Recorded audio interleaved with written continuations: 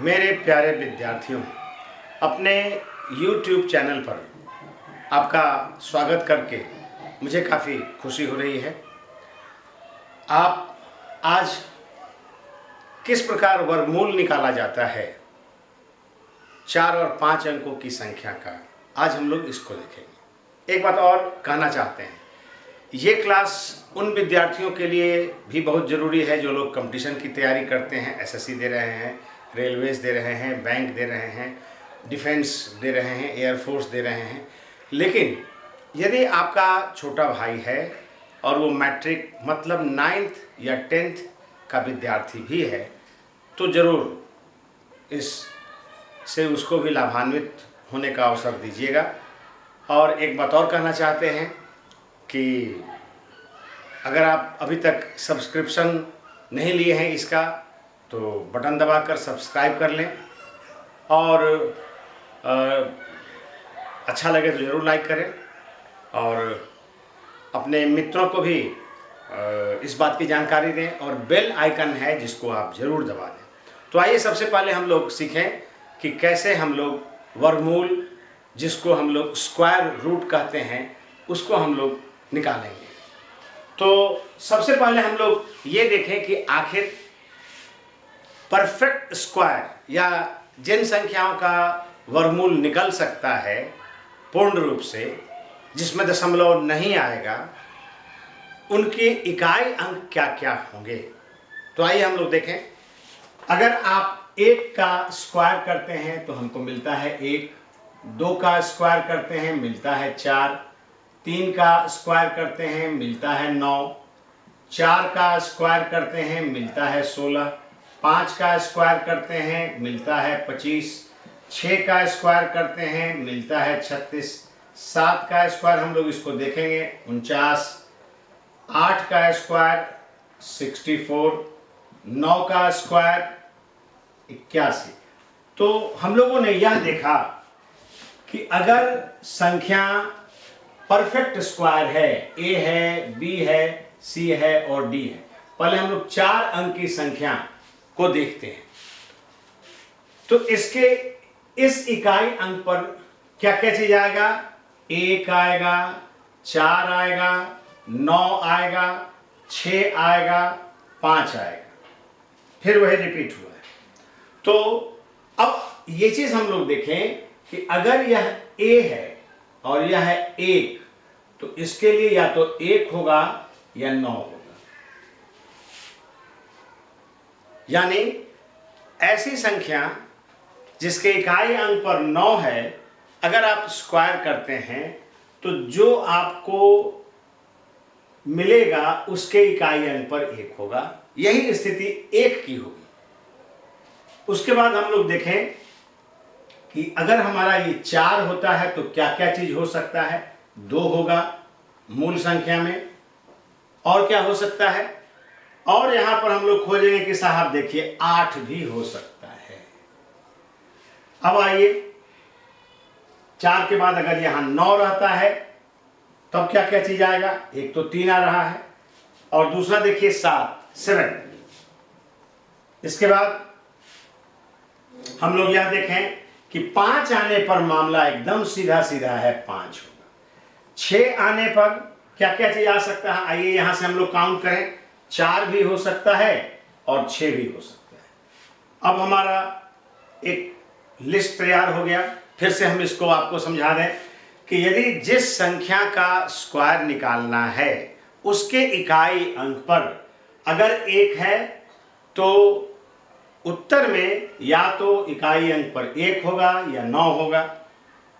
4 रहने पर उत्तर में या तो 2 होगा या 8 होगा। 9 रहने पर 3 होगा, 7 होगा, 5 में कोई टेंशन नहीं है, और 6 रहने पर 4 होगा और 6 होगा। तो ये पहला चीज या पहली बात है जिसको हम लोग अपने दिमाग में रखेंगे। एक बार फिर से इस चीज को आप देख लीजिए और अब यहां से हम लोग आगे जरा सा बढ़ते हैं। एक संख्या हम लोग चुनते हैं, लेकिन पहले हम आपके ब्लैक बोर्ड को साफ कर लें। उम्मीद है आप इस पर गौर किए होइएगा। पहली संख्या लेते हैं 9, 801। फिर से बता दें कि सबसे पहले हम चुनाव कर रहे हैं 4 अंकों की संख्या का वर्गमूल निकालना। कैसे? आसानी से देखकर संभव हो सकता है। इसको हम लोग 2 ब्लॉक में 2 भाग में बांट देंगे। इस भाग को A कहेंगे, 2 अंक इधर, और इस भाग को B कहेंगे।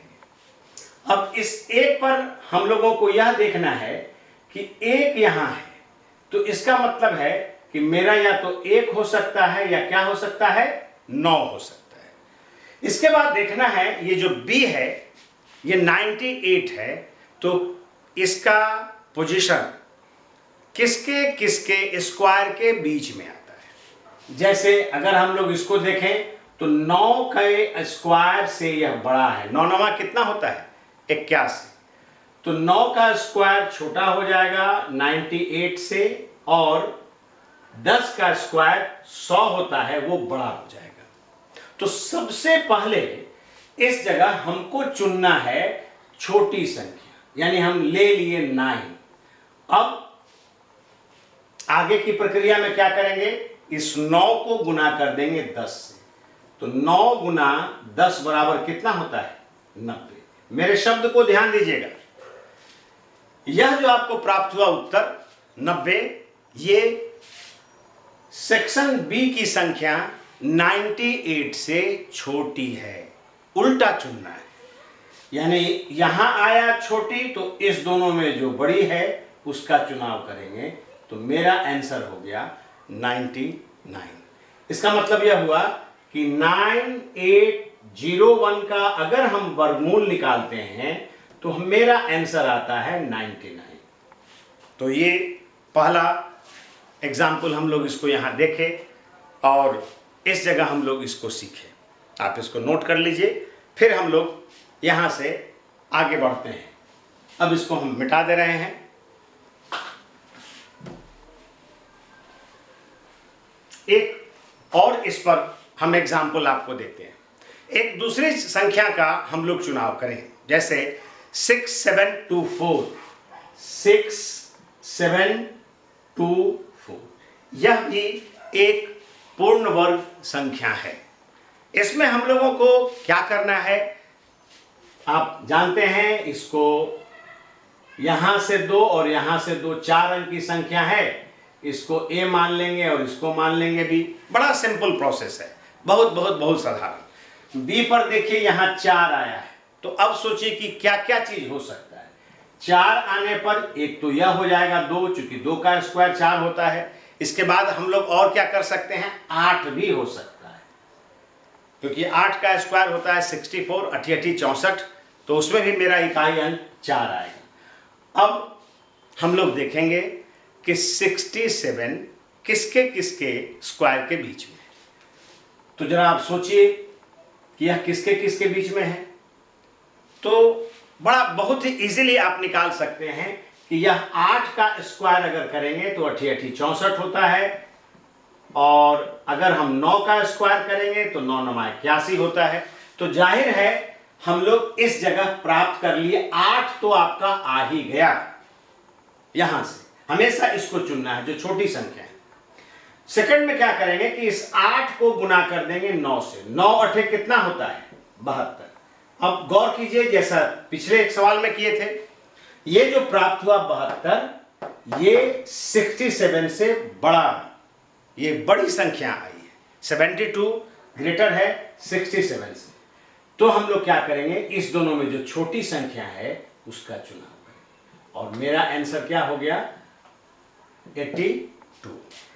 तो ये हम लोग 2 एग्जाम्पल के साथ देखे। अब हम लोग देखेंगे कि 5 अंकों की संख्या के साथ कैसे वर्गमूल आसानी से निकाला जाता है।